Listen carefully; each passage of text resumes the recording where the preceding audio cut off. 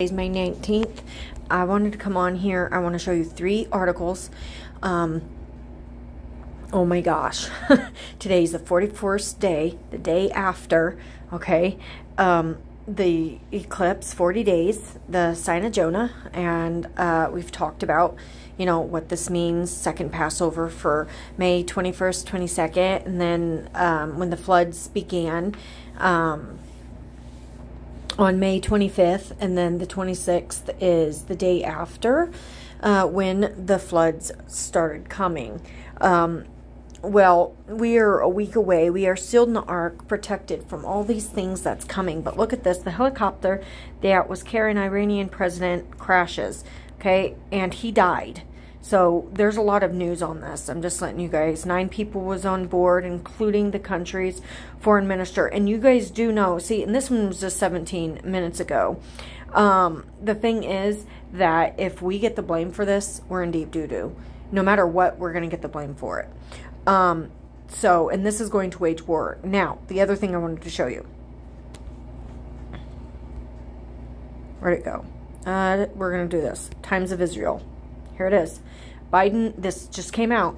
Biden says he's working for two-state solution hours after Prime Minister rejected Palestinian state for Saudi normalization. Says he's working to make sure we finally get a two-state solution to the Israeli-Palestinian conflict during a much-anticipated address at the graduation ceremony of Morehouse College in Atlanta. The Biden administration have moved to actualize the framework on its agenda since the outbreak of Israel-Hamas war, after spending nearly 3 years stressing that a two-state solution was far off prioritizing, so on and so forth. Okay. All right, so here we go. He's also been working on the clock for a ceasefire. Biden referring to normalization agreement that he's trying to broker between Israel and Saudi Arabia, but the deal is conditioned on Israel agreeing to a pathway to a future Palestinian state, a condition that Netanyahu again rejected on Saturday. Okay, so they're trying to end this war pretty quick, right? They're trying to get rid of everything. I'm trying to find this other article that is really important. I want you guys to see. Here it is. U.S. National Security Advisor and Saudi Arabia Crown Prince hold security deal talks, and they just said that he is getting ready to do an announcement in a few minutes. Okay? Dubai United Arab Emirates, President Biden's National Security Advisor met early Sunday, which was today, with Saudi Arabia's Crown Prince Mohammed bin Salman to discuss what the kingdom described as the semi-final version of a wide-ranging security agreement between the countries. The announcement by the state-run Saudi press agency comes as the strategic deal has been appended after Hamas' October 7th attack on Israel that killed 1,200 people and saw 250 others taken hostage back to the Gaza Strip. In the time since a punishing Israeli airstrike campaign and ground offensive, there was killed over 35,000 Palestinians, endangering the security deal that had included Saudi Arabia diplomatically recognizing Israel for the first time since its founding in 1948. And doesn't it say that we're talking about the fig tree generation? We are there. And it says, when you see that summer is nigh. Okay? And then Saudi state releases no images, okay, of the prince at home when they are meeting in the kingdom's Far East, home to its state-run oil age giant, okay, and the semi-final version of the draft, listen to this, agreements between the kingdom and the United States of America, which are almost being finalized, and what is being worked on between the two sides in the Palestinian issue to find a credible path were discussed. The statement released that included a two-state solution that meets the aspirations and legitimate rights of the Palestinian people and the situation in Gaza, the need to stop the war there and facilitate the entry of humanitarian aid. This is absolutely insane. All of this happened today. This is why I do believe, and okay, the very last thing I want to say. If you guys have been following me, you know my dad and I don't get along very well. because he's a pastor and he's very haughty and prideful. He took the JAB. He's different, and he's going to be 83 actually on the 21st. Well, get this. He come over yesterday because my mom's Mother's Day gifts came in late. And my dad was sitting here talking, and he goes, he's the one that brought this up, mind you. He goes, Marianne, everyone's talking, and I'm believing the rapture's in 2024. I was like, what? I was like, oh yeah. I said, it could be this week.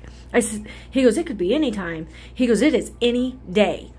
Okay, so for my dad to not have been on board at all, out of the blood moons, me talking over the, showing him the biblical proof over and over and over and over again, it was not me to open his eyes.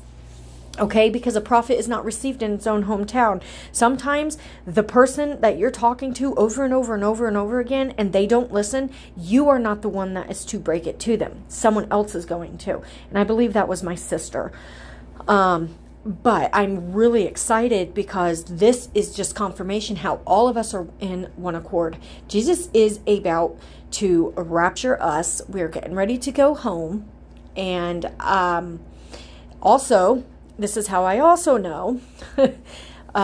We had tornadoes today, about 3 or 4 of them. They did not touch down. There was big funnel clouds. We had a major storm blow through, and there was hail and all this other stuff.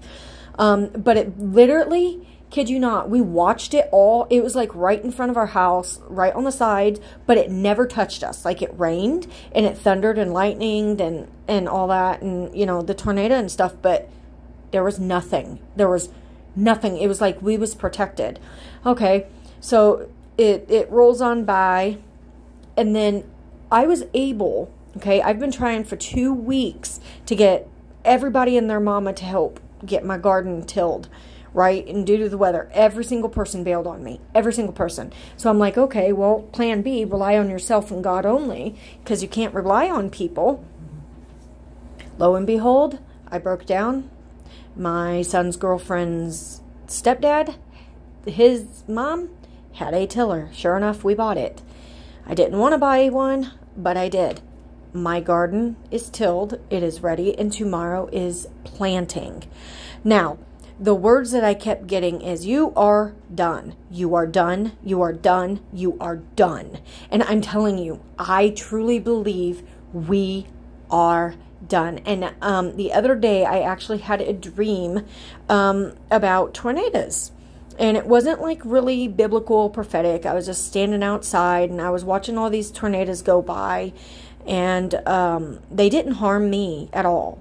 Everything else, but they did not touch me. So I know that judgment's coming, and judgment starts in the house of God first. Why do you think so many quote-unquote self-proclaiming Christians are going to get left behind? Why do you think Israel gets judged, or the people?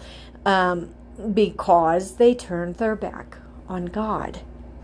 You guys, we are in crunch time like never before. This is the Daniel 9:24 prophecy coming to life. Daniel 9:27, 24 through 27.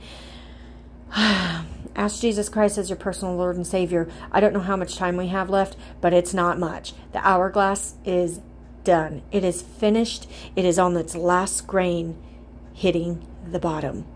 You do not want to get left behind. See you there in the air. God bless.